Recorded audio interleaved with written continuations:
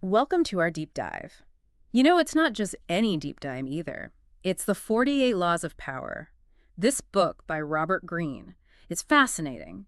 We'll be looking at all the power dynamics throughout history, from con artists to brilliant inventors and how those apply to modern times. I think what's so cool about this book is how Green, like, Mhm. he draws these parallels, he takes historical figures, situations, and he shows how their maneuvers and successes and failures are all relevant to power dynamics. Yeah, exactly. And I think it's a good reminder that these dynamics are always at play. It's not just like a historical thing. Yeah, it's like a timeless thing. Totally. Okay, so first up, Law 6, court attention at all cost. And this is something I think about a lot, especially in today's world where we're bombarded with information and vying for attention online. Well, it's like a crowded marketplace. Yeah. And everyone is shouting to be heard. Yeah. And Green uses this great story of Count Victor Lustig.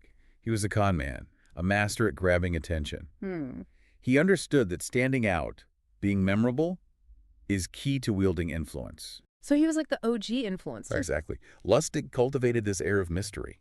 He would show up at these fancy hotels, drop hints about his supposed noble lineage, and keep the details vague. It's like building a brand today, You want to pique people's curiosity? Make them want to know more. So it's not just about being loud or flashy, but strategically crafting your image to draw people in. It works on a psychological level. Think about it. We're naturally drawn to things that are unique or mysterious. We want to understand them, figure them out. Lustig tapped into that human instinct. So what can we learn from Lustig? Imagine you're at a networking event, surrounded by people, all trying to make connections.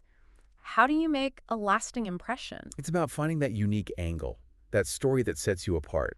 Maybe it's your expertise in a certain area or your passion for a particular cause. Whatever it is, own it and present it in a way that sparks curiosity. Oh, that's such a good point. Okay, so let's move on to a law that I think a lot of people struggle with, Law 7. Get others to do the work for you, but always take the credit. This one definitely sparks debate, Yeah. and for good reason. It really touches on the ethical considerations of delegation and recognition. Green uses the example of Thomas Edison. He's often hailed as a lone genius. Yeah.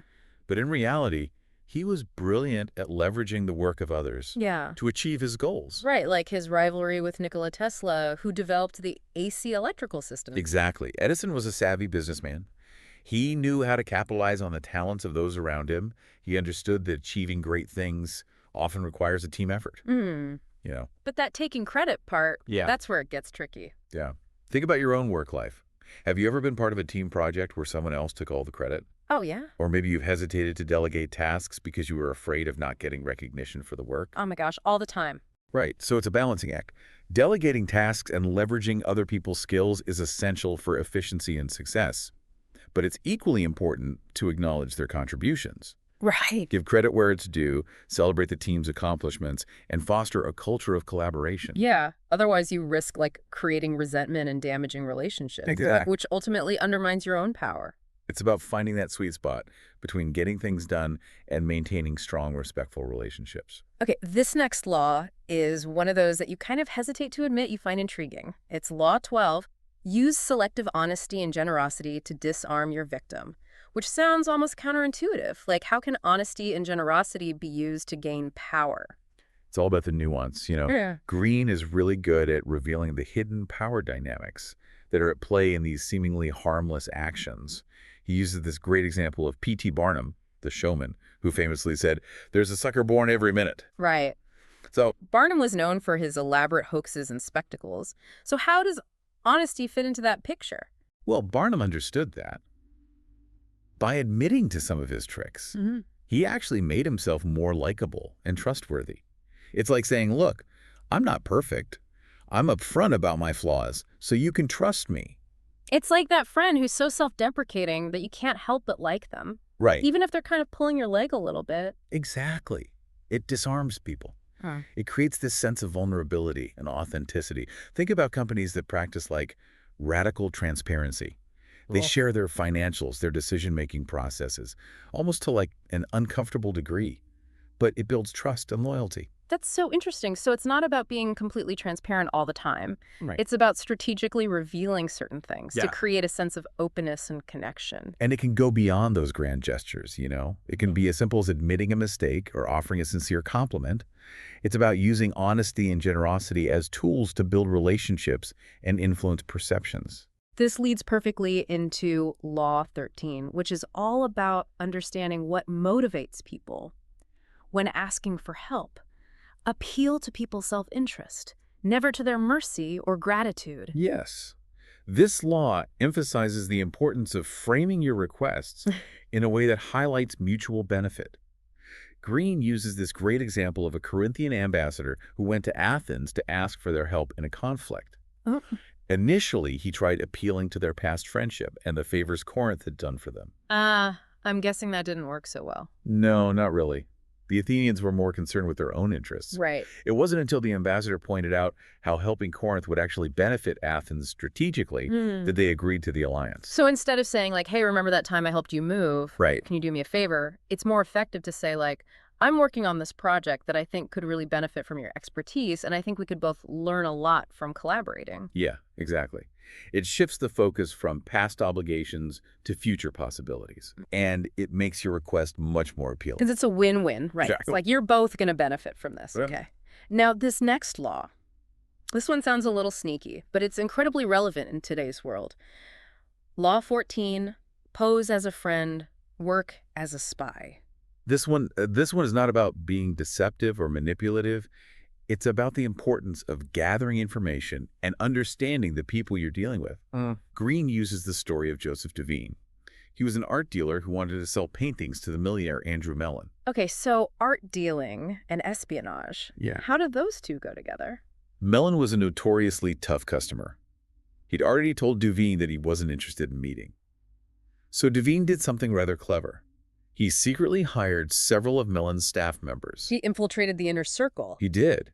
And through these inside men, Devine learned all about Mellon's tastes, his habits, his anxieties. He used this information to tailor his sales approach. Wow. And eventually became Mellon's primary art dealer. So it's about like really understanding your audience. It's not about manipulating them, Right. but knowing what makes them tick and using that knowledge to build rapport. Exactly. And trust. It's also a reminder to be aware of how others might be gathering information about you. Oh, that's a good point. Right. What signals are you sending out? What impressions are you creating? It's a two-way street. So Law 14 is all about being observant, paying attention to the details, and using that knowledge to your advantage in a way that's ethical and beneficial for both parties. Right. Be strategic and informed in your interactions. Okay. So we've been talking about the importance of making connections, understanding people's motivations. But this next law warns us about the dangers of going too far in the opposite direction. Law 18. Do not build fortresses to protect yourself. Isolation is dangerous. This one challenges the idea that power comes from isolating yourself, from building walls and shutting people out. Green contrasts two historical figures, China's Emperor Qin Shi Huangdi and France's King Louis XIV. Okay. Two powerful rulers. Very different approaches to power. Tell me more. Emperor Qin Shi Huangdi was obsessed with security.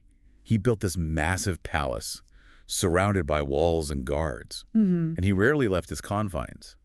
He isolated himself from his people, his advisors, and eventually reality itself. Yeah, I have a feeling that didn't end well for him. It didn't. His isolation bred paranoia and mistrust, and his empire ultimately crumbled. Louis XIV, on the other hand, built the Palace of Versailles and invited the nobility to live there. He created a spectacle, this constant social whirl. But he was always at the center of it. Oh, so instead of shutting himself away, he brought everyone into his orbit. Exactly. Kept his friends close and his enemies closer. He was able to observe their alliances, their rivalries, and maintain control. Versailles was like a gilded cage. Wow. But it allowed Louis XIV to stay connected and informed. This law makes me think about how technology can be both connecting and isolating. We have social media videos, calls, instant messaging. But it's easy to get caught in a bubble, curate our online personas, and avoid real-world interaction. It's a delicate balance. Technology can be such a powerful tool for connection. Yeah. But it's important to be mindful of how we're using it. Are we building bridges or walls? Are we fostering genuine relationships? Right. Or just accumulating followers? That's such a good point.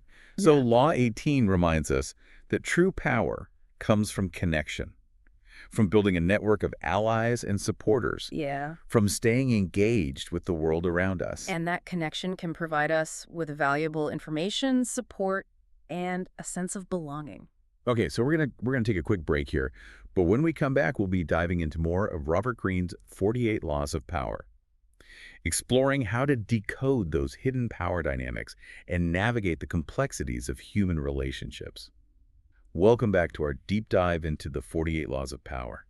As we're exploring these laws, I'm realizing that they're not just about manipulating people Right. or like climbing some corporate ladder. It's more nuanced than that. Yeah. It's really about understanding human nature.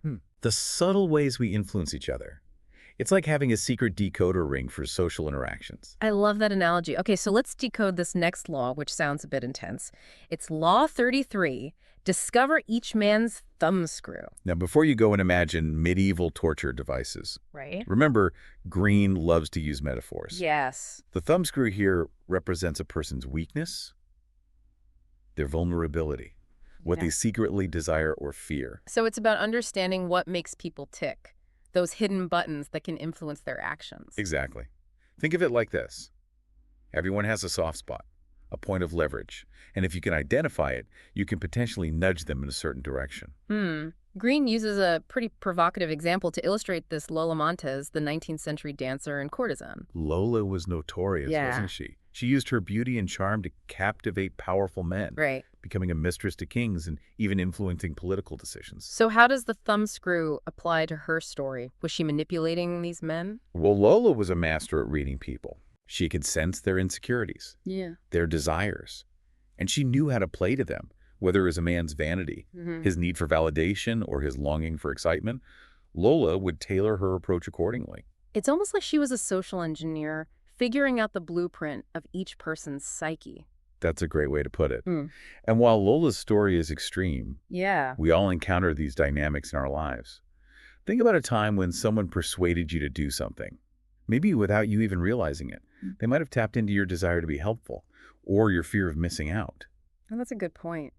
This law is making me think about how important it is to be self-aware, Yeah, to understand our own vulnerabilities so we don't become easy targets for manipulation. exactly. It's Yeah. about knowing your own thumbscrews, so to Yeah. speak. And it's also about recognizing that everyone has them, Right. even those who seem powerful or untouchable. Yeah, it's a good reminder that we're all human with our own complexities and motivations. Okay. Okay, this next law is one I think we can all relate to on some level. It's Law 40, despise the free lunch. This isn't about literally refusing free food. Right. It's about recognizing that even seemingly generous offers, they often come with hidden obligations. Oh, I've definitely learned that the hard way. There's no such thing as a truly free lunch. Exactly. Right. Think about it. Yeah. When someone gives you something for free, it often creates a sense of indebtedness. They might not ask for anything in return immediately, Right. but there's this unspoken expectation that you'll owe them a favor down the line. Yeah. Green uses the example of Daniel Drew. Okay. He was a financier who was known for manipulating the stock market. Drew was a master at creating the illusion of generosity. He'd spread rumors, Right. create buying frenzies, then sell his shares at inflated prices. Yeah. And one of his tactics involved appearing to rush to the stock exchange with insider information. So people thought he was doing them a favor by sharing this valuable knowledge. Exactly. But it was all part of his scheme. He was using their belief in his generosity to drive up prices Wow. and profit at their expense. Yep. It's a reminder to be wary of those who are overly eager to give things away. Right. There's often a catch. It's not about being cynical or suspicious, but it's about being discerning. Yeah. Think about those free trial offers online. They're designed to hook you in, Right. and then the subscription fees kick in, or those freemium games where you can play for free, Yes. but then you're constantly tempted to buy upgrades. Yes. It's all about playing on the psychology of reciprocity. Exactly. We feel obligated to give back when someone gives to us, even if that gift wasn't truly free to begin with. Exactly. So Law 40 is a reminder to be aware of those hidden costs, those unspoken obligations. Before you accept that free lunch, Right. consider what might be expected of you in return. Be a savvy consumer. of both goods and favors. Mm. Okay, let's switch gears and talk about a law that I think is especially relevant for anyone who's ever felt pressure to live up to someone else's legacy. It's Law 41, avoid stepping into a great man's shoes. This law highlights the challenges of following in the footsteps of a powerful figure, whether it's a family business, a political dynasty, or even just living up to the expectations set by a successful parent or mentor. Right. It can be really tough to forge your own path. Green uses the example of Louis XV, who inherited the throne from his great-grandfather Louis XIV, the Sun King. Talk about intimidating shoes to fill. Louis XIV was known for his extravagance, Right. his absolute power, and his long reign. Yeah. He cast a long shadow, and Louis XV really struggled to live up to it. Yeah. He tried to emulate his great-grandfather's style, Yeah. but it just came across as forced and inauthentic. It's like trying to wear someone else's clothes. They Yeah. might look great on the original owner, Right. but on you, they just don't fit, right? Exactly.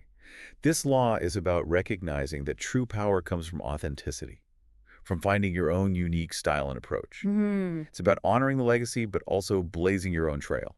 I think this applies to anyone who's ever felt pressure to follow a certain path. Maybe your parents wanted you to be a doctor, but your passion is music. Or maybe you've been promoted to a position previously held by someone you admire, and you feel the weight of those expectations. It's about having the courage to step out of that shadow, to embrace your own strengths and passions, and to create something new.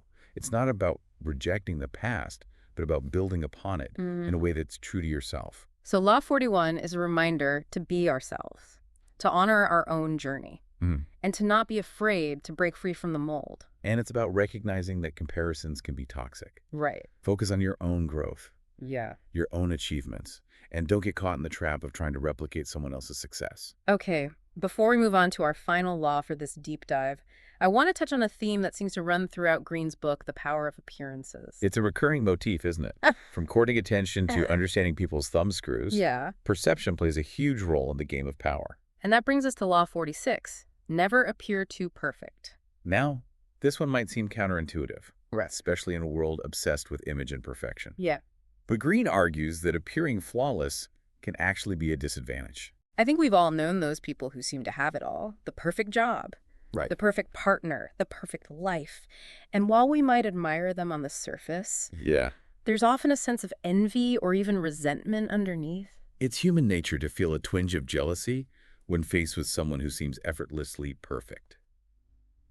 Green uses the example of Michelangelo, Okay. who was commissioned to paint the Sistine Chapel. Michelangelo, the artist behind the David sculpture, Yeah. the Pietà, Yeah. what's his connection to this law? Michelangelo had this rival named Bramante, Okay. who was intensely envious of his talent. Bramante convinced the Pope to give Michelangelo the Sistine Chapel commission, thinking it would be too challenging and would lead to his downfall. He was setting him up to fail. Exactly. Yeah. But Michelangelo, being the genius he was, Yeah. rose to the challenge and created one of the most iconic works of art in history. Bramante's envy backfired spectacularly. So this law is about avoiding the trap of trying to be perfect. Yeah. Because it can actually make us more vulnerable to envy and sabotage. Right. It's about acknowledging our flaws, embracing our imperfections. It makes us more relatable, more human, and it can actually disarm those who might otherwise feel threatened by our success. This makes me think about the pressure to present a perfect image on social media. Everyone's trying to curate this flawless online persona, Right. but it can create a sense of distance and isolation. It's a paradox. Yeah. The pursuit of online perfection can actually make us seem less authentic, Right. less approachable. So Law 46 is a reminder to be ourselves, Yeah. to embrace our quirks and imperfections. It's about connecting with others on a more genuine level, flaws and all. This has been such an insightful conversation. I'm starting to see these laws of power everywhere now. It's like I've unlocked a new level of understanding about human behavior. That's the beauty of Green's work. Yeah. It gives you this framework for decoding those subtle power dynamics that are always at play, Right. whether we're aware of them or not. Okay. We have one more law to explore, and it's a powerful one. It's about recognizing our limits, knowing when to stop, and avoiding the pitfalls of overreaching. But we'll delve into that after a quick break. Welcome back to our deep dive. We're ready to wrap up with our final law.